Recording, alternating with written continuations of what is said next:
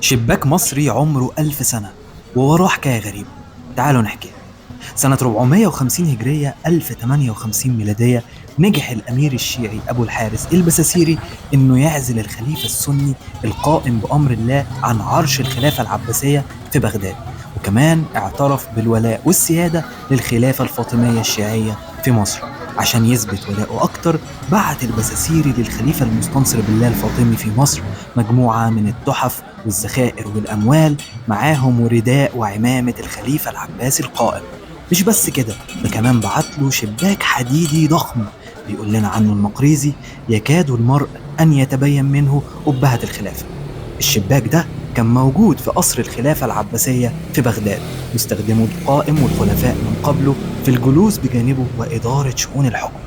الغريب بقى إن الشباك ده استخدمه الفاطميين والأيوبيين من بعدهم في دار الوزارة في مصر.